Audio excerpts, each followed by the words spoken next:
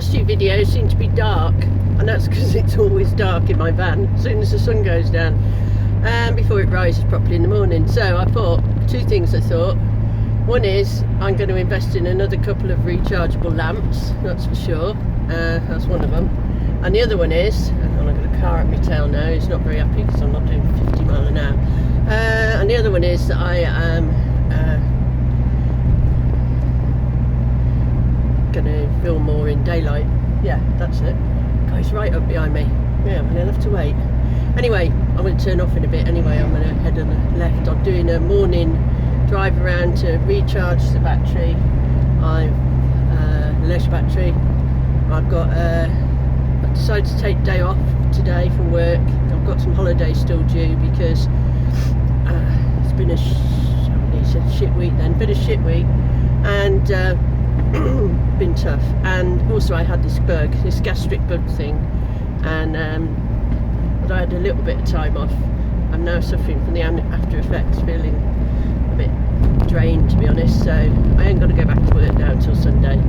So, and it's sun shining, a lovely day, and if my solar panel wasn't broke I could park up and get it out, but I knew the wire, well, one of the wires was coming loose. I'd seen that, and I'd hoped that my quick fiddling about with gaffer tape might be enough to sort it out, but apparently not. So one of the cables has come completely free. So what I'm going to do is I'm going to, I'm getting out your way now. What I'm going to do, you watch, you'll go really fast now to sort of demonstrate to me how annoyed he is.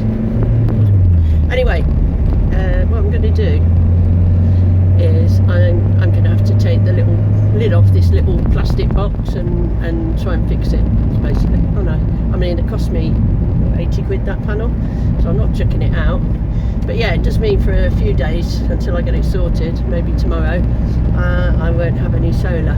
So, not that you get a lot this time of year, but there's a nice bit of sunshine today. So, and the other thing I've got to do, really got to do, is book this van into an MOT. It's due on the 8th of January. I thought I'd got a bit longer than that, so I need to get it done this side of Christmas, and I still got to fix my rear bumper. I mean, I've got a spare to put on it. It got pranged when I had this little mishap where the handbrake failed and I went backwards. Anyway, I've got a spare one to put in. I just haven't got around to doing it yet, and I need to book an MOT, and I probably just took the wrong turning because that signpost was on its side practically, but never mind. I can't go out of Warwickshire. We're in tier 3 apparently. I can't leave Coventry, Warwickshire or Solihull, but I know where I am. I'm Stoney Way here. But yeah, I find it quite highly amusing that supposedly I can't leave the county, and of course technically if I did leave the county or whatever, I mean the police could figure that one out because they check your address. I'm registered to notorious, oh no, it's not here, there's a notorious bad turn coming up soon, I think.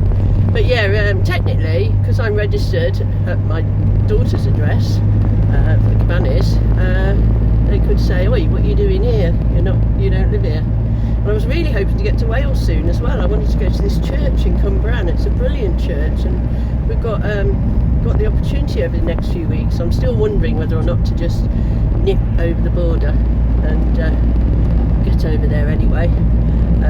I'm not sure if you are basically a nomad, can they really do you for not being in the same vicinity as where your van is registered, because you've got to register it somewhere. So I don't know what the answer to that one is. But anyway, yeah, so and I've also got to sort, I said that in the last video, I need to look at this flooring situation, give it some thought. I was reading a very interesting post on Facebook, one of the groups this morning, who was saying that do you really need insulation in your van? And the truth is, you probably don't. I mean, I think of all the ideas that people put forward, here is the bad turn. I come up at this turning once. I was on the back of a bike with somebody, and we ended up sitting on the floor just around here because he missed that turn, and it was like 2 in the morning or something. He wasn't wearing a helmet, and all I remember is I was sat there crouched on the floor in absolute agony, and he was going, quick, get back on the bike, the police will come, and I couldn't move. Anyway, digression. to my misspent youth. So yeah, I got where I was now, you see. I do that all the time. Yeah, flooring and insulation. So when I first got this van last year, it was July I got the van, and always a good park up spot. Loads of spaces here, a bit muddy, but I've had this in mind because it's not too busy a road. There's a little spot there on the left. Anyway, that's the thing when you live in a van, every place becomes a potential park up spot that you log in your mind and try and find again. But yeah, I was reading this thing anyway, and when I first got my van it was July, and then by about October time, and I didn't do anything apart from put a camping bed in it and my camping kit and just camping it for the summer. I still had my flat at that point. And anyway, it got to about October time I think, and the ceiling started dripping on me, and that's when I realised that we would have to do some insulating. So I did the ceiling first, and that was good, and then I did the walls, but I've never done a full proper job on it, I have to say, ever.